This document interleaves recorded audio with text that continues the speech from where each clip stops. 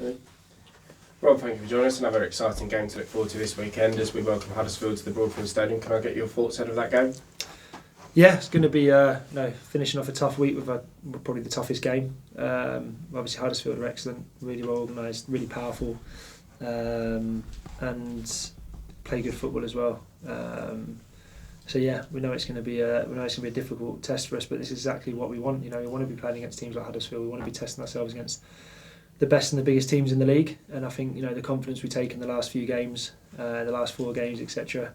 We need to take that forward and keep improving on what we're working on. We had a good review today, and the concepts are starting to get in with the lads. And I thought we finished the game so well on Tuesday.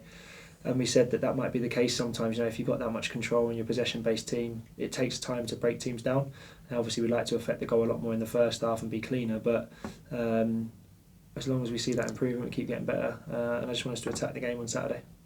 Yeah, and I suppose we'll take a lot of confidence from the home game against Lincoln. Going into a game like this for the last time, one of the promotion chasers, came here, we absolutely tore them apart and won 3-0. So there's plenty of confidence to take from our last few outings, isn't there? Yeah, definitely. I think the reflection of Northampton is that we weren't as good as we could be, but it was ultimately 2 poor set pieces that let us down, and something we've improved on. Something the players have taken huge responsibility on to. In understanding that 40% of the goals we conceded have come from set plays. So I think we ranked 6th or 7th in the league for open play conceding goals from open play. So it's probably saying to the lads that we are good defensively and we're solid, but there are areas we need to improve on, and we're highlighting them and we're trying to work on them. And that's all credit to the players because they've really bought into it, and still things need to clean up, but. That's football. There's always going to be grey areas. We just got to try and minimise them grey areas, and it's going to be a really good opportunity for us to do it against a very good team on Saturday. Yeah, football's often quite hard to sort of break down from an outside point of view because people are always going to be angry that perhaps we weren't scoring goals, but we have to take a lot of confidence from not conceding goals either. That is such a big part of football, is keeping clean sheets. So lots to be proud about there from Tuesday as well, because we defended set pieces, as you say, brilliantly then, and also open play as well. Yeah, definitely. I think it's a strange dynamic. You concentrate on one thing in football and something else slips, and vice versa. So initially, we felt that getting the team's goal scoring opportunities and getting more goals was one of the first things to identify, which I feel like we have done. Obviously we're disappointed not to score on Tuesday, but I feel like the goals and the opportunities are more forthcoming. But then the other side of it, we want to, being down the bottom of the table, let's be honest, we want to keep the ball out of the net more, and it's something we've got more solid at. I think obviously, like you said, at Lincoln, the set pieces were the things that we needed to make sure we smoothed out. Maidenhead was probably just an individual error from our best player on the pitch, Joy, which is fine by me because he was trying to do the right things on a difficult surface, and I thought his reaction was brilliant, and he was exceptional again Tuesday. So it's trying to get that nice balance between keeping him out at one end and really forcing the ball into the final third in the other end. So look, it's not going to be clean, it's not going to be perfect every time, but as long as we see them consistencies, we feel like we are threatening the goal more, and we feel like we're getting a bit more solid, then we'll take them little wins, we'll just keep improving on them. Yeah, and I suppose the confidence is going to be a big part because, as you say, Huddersfield play some great football, but do you think sometimes these games can often be the ones that not necessarily easier to win, but there's probably more pressure on Huddersfield than there is on us in many elements, so do the lads sort of thrive on that, do you think?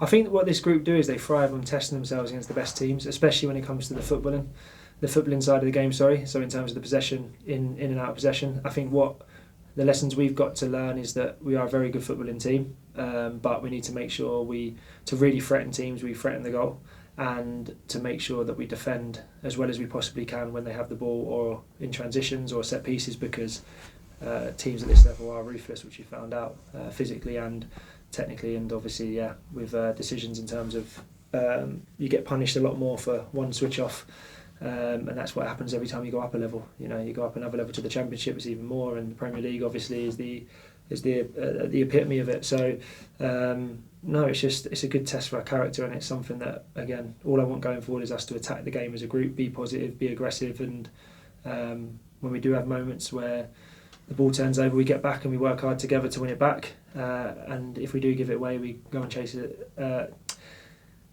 Last word I thought there. We press and we get after the ball as soon as we possibly can, because we want to be positive in everything we do. whether it's after a mistake or after good play, we keep being positive. Perfect. Well, Sure. Lost the ability to speak there, didn't I? yeah. Which is annoying me. Yeah, just going on the pressure thing, because I was speaking to someone from Huddersfield this week who said for the first season in ages, they're expected to win every game they play. Yeah. How do you try and take advantage of that? Is that something you can use with your players in the sort of pre-match meetings and that? I think, I think the Huddersfield will obviously be on their own journey, and it's different from, it's a strange thing because you get relegated, you lose every week, you expect to win every week, and it's a culture that you maybe haven't had. You get promoted, you've won every week, or you've won consistently well, and then you go into a division where it's probably harder to win every week, and you have to deal with that. So both of us probably have had to deal with different mentalities and different concepts, which is something that takes time to adjust to, takes fans time to adjust to, takes clubs and everyone. But no, I think that the biggest thing for me is this is getting promoted for these reasons. We want to, clubs like Huddersfield come into the Broadfield, come into us, and we want to go and implement and show people what we're about, what this club represents, and who we are as people and players, and the culture that we've got. So that's what I'm looking forward to, as the players testing themselves in that environment as best they can. And and I think that's all the message will be, is go and show why, even though we might have been 2 leagues apart last year, we're in the same league now. We need to go and show why we deserve to be in this level, competing with teams like Huddersfield. Yeah, and how much of a part can the fans play on Saturday as well? Yeah, massive. Like you said, after the Lincoln game, it was huge. Getting the fans behind us and obviously getting the goals, and it pushed us on to get the win late on, especially when we come under pressure against a very good Lincoln team. So it's going to be massive. And I thought the reception from the fans who travelled on Tuesday was brilliant. Like I said, I got a little bit carried away, which I don't always do, but it was great to see that the fans are right behind us. They're encouraging lads all the way through, singing at the end when the players were walking off, because ultimately there's only one team that were going to win the game at the end of the game, and I think they showed that the players just got better and better and give everything they could to, one, keep the clean sheet, which I think they did brilliantly well, but two, push to win the game. And the mentality was, and it didn't quite happen, but I think if we maintain that momentum and maintain that mindset, then we'll definitely get there. Yeah, you don't seem to have had much luck with injuries since you've arrived. I've listed a few players: Josh Junior, Jay, Jojo, Dion, Eddie. Can you give us any updates on any of those? Are any of them likely to be back Saturday? Or No, I don't. I think we are as we were. That is what it is. I think stepping up to levels, people putting their bodies on the line, knocks, injuries. Jojo took a really heavy collision, so we need to do the right thing, especially when it comes to head injuries and concussion protocols. So we have to respect that anyway. So Jojo will be out until after Saturday. Look, that's the nature of the beast. Sometimes when things tend to go against you more, or when you are down the bottom and things go against you, you tend to feel it more. And obviously, we'd rather have all them players available, but. I genuinely believe in this squad, and this squad of players have performed brilliantly over the last 5 or 6 days, 7 days, and it's another opportunity for them to do the same. And I think the big thing for me was the squad input in terms of everyone played their part. It wasn't just a case of one standout player, although there were some exceptional performances like Max Anderson and Bradley. I think that it was the squad that drove us on the second half. The lads who come on, Pan, Rushy, Addy, were absolutely exceptional. Tola, when he comes on with his physicality, he was really unwell but still come on and never complained. So hopefully we'll have as fresh as a squad as possible, because there's a bit of cold and flu around, and we'll give it our best go on Saturday and try and make the fans proud. Yeah, and then on Tuesday you've got Wickham in the EFL Trophy. With what's going on with the squad with injuries and that, is it a game you could do without? Am I allowed to say yes? Listen, look, I've not been in the Football League as a coach long enough, but as a player I didn't like them games, I'll be honest. Because I just felt that there's 46 games plus you're nearly playing 50 games a season, and then you have these competitions which are geared towards probably under 21s players more than it is geared towards our players. But it does give opportunities for players to play games, and I do think it's worthwhile. But just the scheduling is obviously tough when it's Saturday, Tuesday, and it tops off another one before an international break when you have international players away. So even that doesn't help. But look, it's not a criticism; it is what it is. We'll just have to use it as an opportunity to get players minutes. Whether we can get Ty some minutes, which will be good. We need to monitor his finish. He's out for sort of 9-10 months without being on grass, so we need to make sure if he does come back and if he does get minutes on Tuesday, that's acceptable for him. And any players that do need a top up, so we'll use it as best we can. Look, we'll always look to win it though. Once the game starts, you want to win it. So and obviously you have to have one mind on Bristol Rovers as well. So still a chaotic 10 days to go before we get at least a normal week to week. Yeah, and obviously January's coming around quite quick. Have you already started planning any kind of players you want to bring in, and is there anywhere in particular you think you need to strengthen?